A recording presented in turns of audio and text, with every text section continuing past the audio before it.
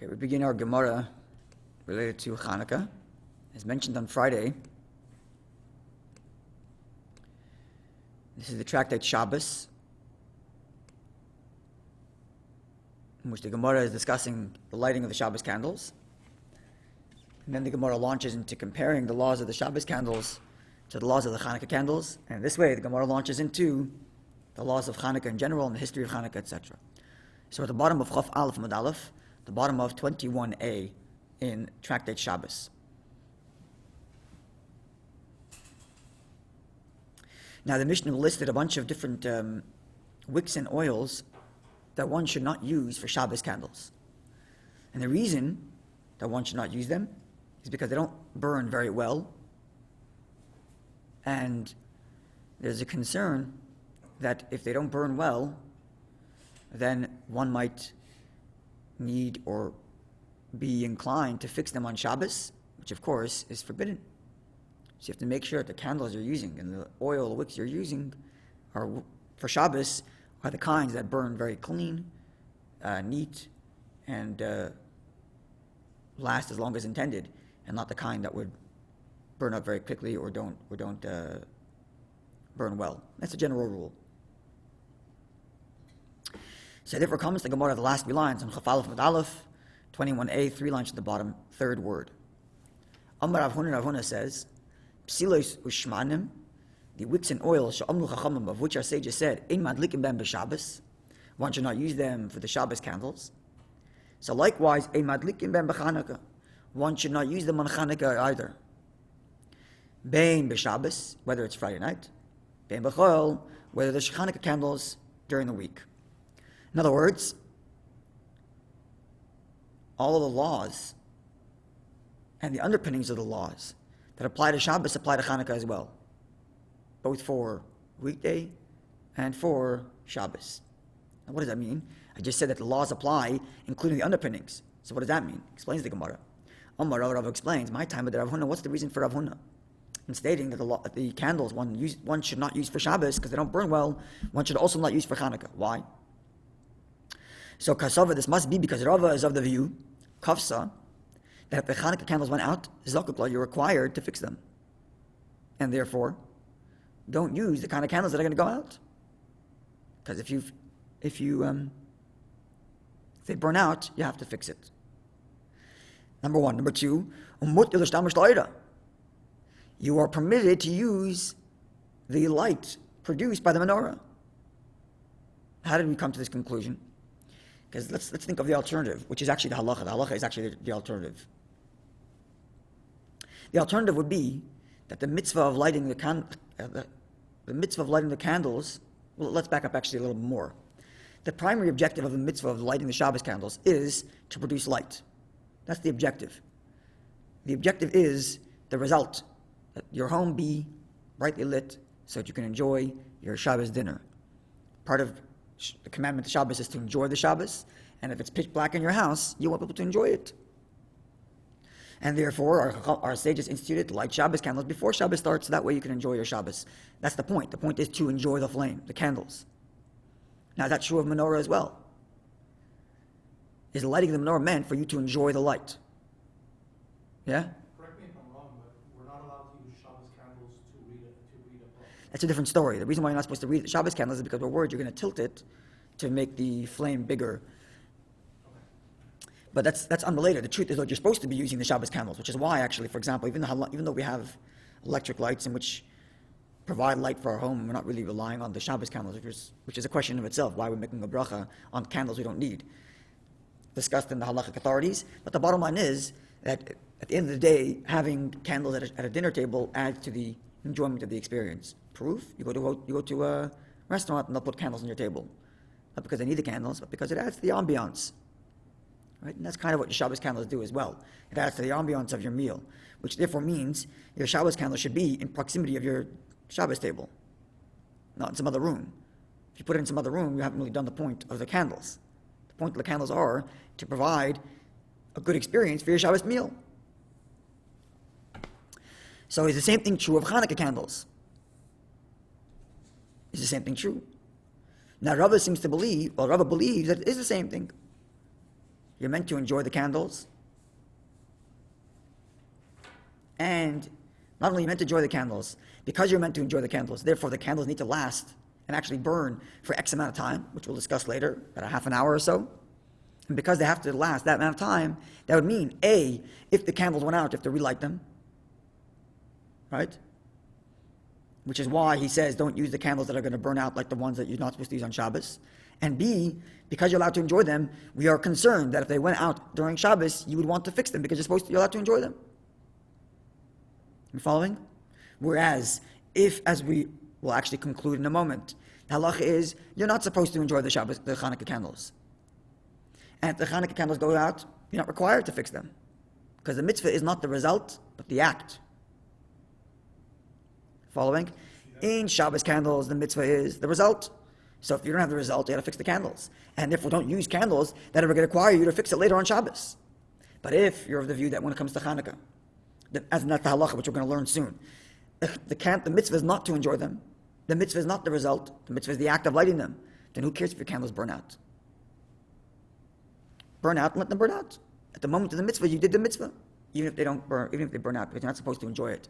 But from the fact that Rabbi says that all of the laws of the wicks and candles and oil of Shabbos belong also to Chanukah candles, that would mean that Rabbi is of the view that Chanukah candles, that the mitzvah for Chanukah candles is also the result. And therefore he says, don't use a candle that's going to burn out because you might need to fix it on Shabbos. Don't use a candle that's going to burn out because you have to have the result. So Rav is of the view that they, just like Shabbos candles are meant for you to enjoy, and the primary objective is the result, that you have light. The same thing is true of Chanukah candles in Rav's view. Clear? Okay. So this is Rav's view. But the last line of the page, middle of the page, Rav Chisda says, Madlikim ben b'chol, the candles that are and oil that are no good, and they're going to burn out, which is why you're not allowed to use them on Shabbos. For Shabbos candles, says Rav Chisda, you can use them for your menorah, but only during the week. Avalei Shabbos. But Friday night, when you're lighting your candles Friday night, do not use the candles that are going to easily burn out. So he's halfway. Let's follow the logic here. What's his view? Can't fix the candle on Shabbos. You can't fix the candle on Shabbos, which means, in theory, you might want to fix the candle on Shabbos, which means you're allowed to enjoy it. So then why during the weekday does he say you may use those candles that are going to burn out? Because during the week we can fix the candle. Because you can fix the candles, and and you don't need to fix them. And therefore, if you lit them and left your house and they went out, so be it. The only concern is, if you want to use them, you might fix it. And if that's only a concern for Shabbos. So he's halfway. He compares it to Shabbos candles in the sense that you're allowed to enjoy it, but he doesn't compare it to Shabbos candles in that he agrees that the act is the mitzvah, not the result. The mitzvah is the act of lighting, and therefore if it goes out during the week, it goes out during the week. But you're also allowed to enjoy the candles. And then because he says you're allowed to enjoy the candles, therefore he says be careful that on Shabbos you might relight them. Clear? So let's see. Kasavar, he's of the view, last two words on the page. Kasavar Rav Chisda is of the view, Kavsa, if the candles went out, let me turn the page.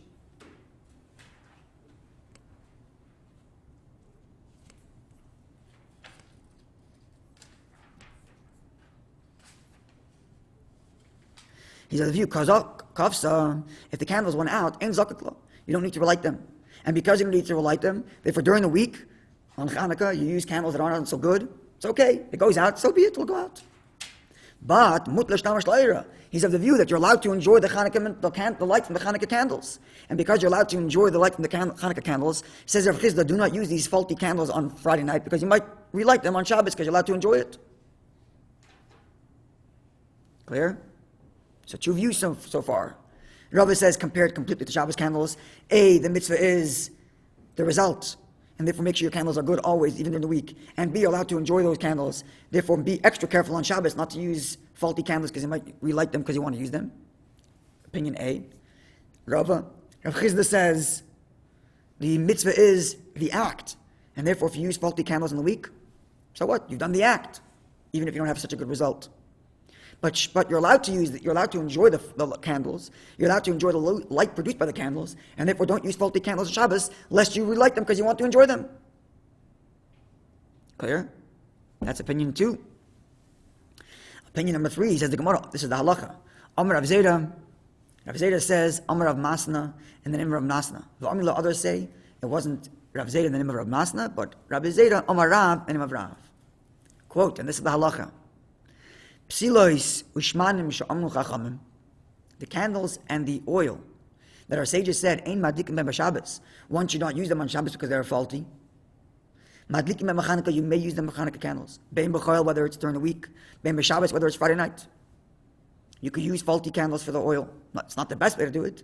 The best is to have beautiful oil and a beautiful flame. But from the what's the word? The base law, the baseline law, one may use faulty oil and faulty candles for the Chanukah candles. Why is that? So Rabbi Yirmiyah explained, my time with the Rav, what's the reason for Rav? Rabbi Zera speaking in the name of Rav in the second version. Because Savar, he's of the view, and this is the halacha. Kaf Saf, the candle goes out. If your Chanukah candles go out, Ein Zakuk law, you don't have to fix it. Because the mitzvah is the act, not the result.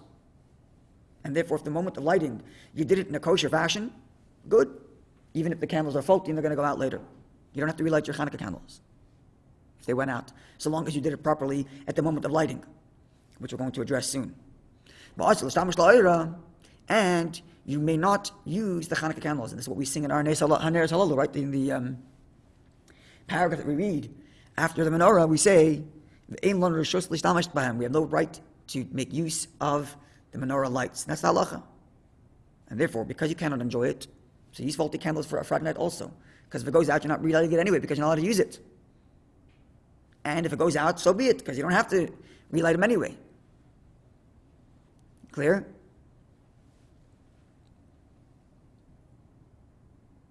That's the reason why you can use faulty candles? Yes. Even though it's best to use the best candles, but in theory you could use candles for the Chanukah Menorah that aren't so perfect. Because the flames flicker, or let's say the oil goes out quickly. The Mishnah goes through different types of materials. Today we buy fancily produced candles, which are basically not a problem. But back in the old day, where you're collecting materials you have, so the guy only has this material, and the light's not so good. Can he or can't he use it for Chanukah candles? Right? Isn't there a halacha that they have to burn from a certain amount of time? We're going to get to that. And the answer to that is that at the moment of lighting, it has to be such that it could last all that time. But if it doesn't, at the moment of lighting, the menorah has to be such that it could last that amount of time. You have enough fuel. You have enough fuel for that amount of time. And if it goes out in between, so what? Because it's not about the result, it's about the moment of lighting. This is very deep personal translation also. And that Chanukah is teaching us that in our service of Hashem, what's required is the act. Don't be so worried about the results. Like the Beinani in Tanya, who the Alter Rebbe writes that the tzaddik, the highest level, a tzaddik, which is not the expectation for every person. It's the kind of person who actually changes the way he feels. And he no longer has urges to do anything other than serving Hashem. But for everybody else, a Beinani, the average man, regular human being, you're going to have base urges. And even after you control it 100 times, your base urges are still going to be there. Why? Because no one asked you for the results. God didn't put you in this world to expect that when the time you die, you're a person without any biological urges. That's not what God asked for you. God wants the actions, like the Chanukah candles. You do the act of the right act. And if later it doesn't work out so well, okay, that's God's business. But you have to do the act of controlling yourself and the act of doing the mitzvahs you have to, even if it doesn't change your natural tendencies. Because every moment, like the Alter writes it, every moment the person self-controls, that lights up the heavens. So 5 minutes before he couldn't control himself, 5 minutes after he can't control himself, but those 5 minutes he chose to control himself, and those 5 minutes he served Hashem the best way he can. Like the Chanukah candles. It goes out 5 minutes from now, okay, God's business. I have to light, I have to do the act. It's the poil, not the pu'ula. It's the act, not the result. Whereas Shabbos candles, the idea is the result. Because Shabbos is a transformative experience. Shabbos, we are supposed to be elevated. Shabbos, we are supposed to be transcendent from our normal base instincts. Whereas during the rest of the week, the rest of the year, and especially the Chanukah candles, which are lit at night, and as we're going to learn soon, lit at the outside, it's meant to engage the darkest places of the world. corresponding to our dark places, as it were. Over there, the main objective is the action you're taking. Whether the result is perfect or not, that's Hashem's business. My business is to do the actions I'm required to act. Much, much more could be elaborated, and this idea is seen in many different areas in the halacha, and maybe we'll point them out as we go through these halachas here. Okay, so let's conclude this little section. Amru Rabbanan Kamed Abaye. The sages told this teaching of Rabbi Zayda in the name of Rav in the presence of Abaye. And they said it, Bishmei Rabbi Yirmiyah. They said it in the name of Rabbi Yirmiyah. So we have it from Rabbi Zayda. No, I'm sorry. This teaching where Rabbi Yirmiyah explains what Rav meant, in that Rav is of the view that if the Chanukah candles goes out, it's okay, you don't have to relight them. And you're not allowed to use the light of the candles. And because you're not allowed to use the light, and because you're not required to relight them, therefore it's okay if you use faulty candles, because we don't mind if it goes out anyway, and you anyways can't enjoy it, so you won't relight them on Shabbos.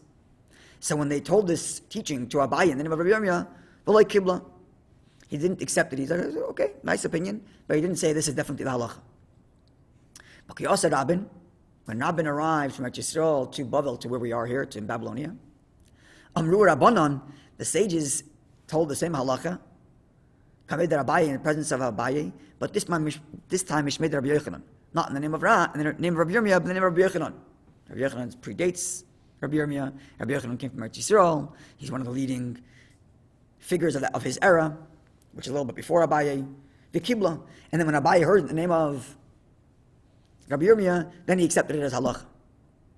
And Amr Abaye said, Izakoi, if I would merit to have clarity from the beginning, I would have accepted this halacha to begin with. And I wouldn't have waited to hear from Rabbi Yochanan. Rabbi Yirmiyah is making a sound argument. I have to wait to hear it from someone greater. If I would have merited it, I would have just accepted it right away.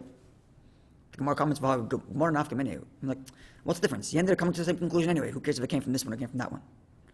Says the Gemara, look, here's the Yankisa. There's something special about information that's required at a younger age. In other words, the earlier one hears information, the more ingrained it is in their mind.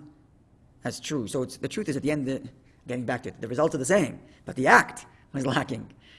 He's saying the act was lacking because I should have accepted it earlier. And the earlier I accept it, the better it sticks with me. And therefore he was complaining, bemoaning the fact that he should have accepted it when he first heard it from Rabbi Yirmiyah and not wait till he hears it from Rabbi Yochanan. And then finally, the Gemara makes the comment, which we're going to conclude with that, to Scott's point, which is, the Kavsa in Zakakla. Are you suggesting, and this is indeed the halacha, that if the candle goes out, you're not required to relight it?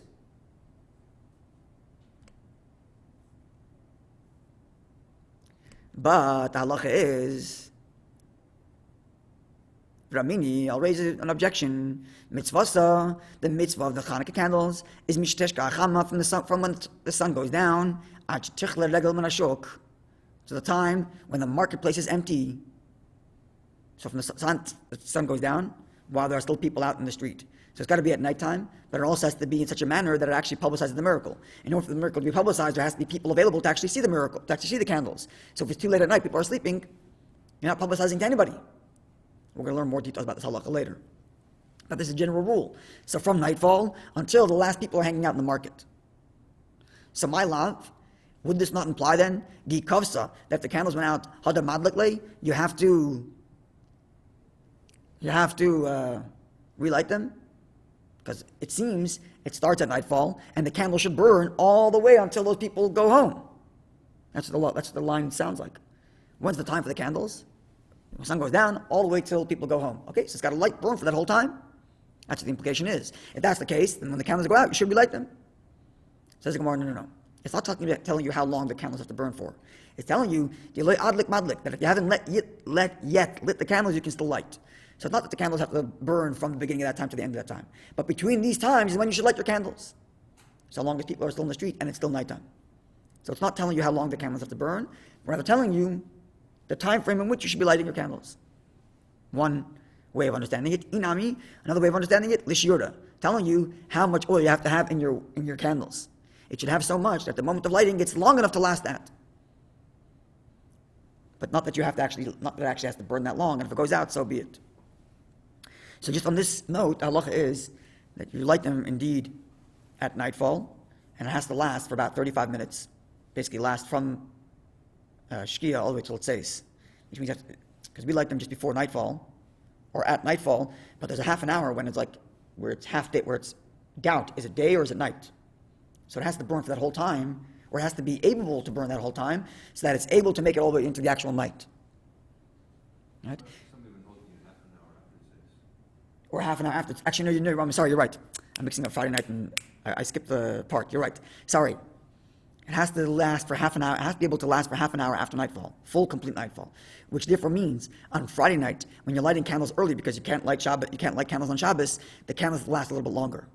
It has to be able to last for those 20 minutes plus half an hour. It's about 50-minute candles, which is why your candles for Shabbos should be a bit bigger than your candles for the week. It has to last a half an hour after nightfall? Yes, it has to have enough fuel to be able to last for half an hour after nightfall. From sunset? So during the week you can actually light them at nightfall. That's why I made the mistake. I mixed up Shabbos on weekday.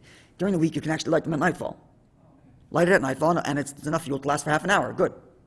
Whereas on Friday night you can't light it at nightfall because it's already Shabbos. You have to light it just before your Shabbos candles, right? Which means it has to be able to last all the way through that time plus a half an hour, which is about 50 minutes, 55 minutes. So you get hour-long candles. It makes your Friday night candles. So if you have the oils lasting long anyway, your shamish should be a bit longer on Friday night.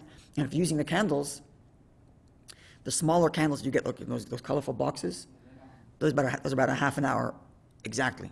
It's like, so you have to get the bigger ones that last a little bit longer.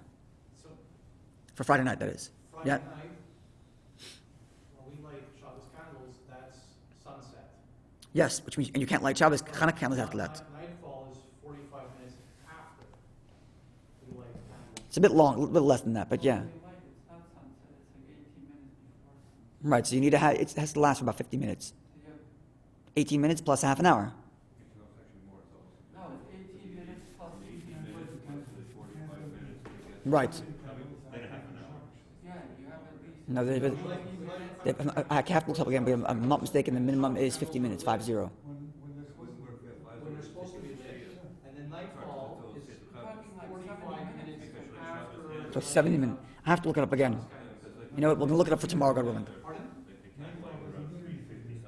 Right. The I have to look at the list.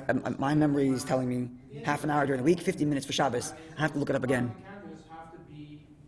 Okay. Burn for Anyway, have a wonderful day, everybody. And we'll continue, God willing, tomorrow. So tomorrow, God willing, we'll get better clarity on exactly the length of time. My memory serves me very well. If it serves me well, it's a half an hour during the week, 50 minutes for Friday night. But how does it work out in the cheshbon? It doesn't work. It wouldn't work out. But we'll look it up, God willing. Okay, wonderful day, everybody. God bless you. Shikov, Rabbi. Have a good week. God bless you.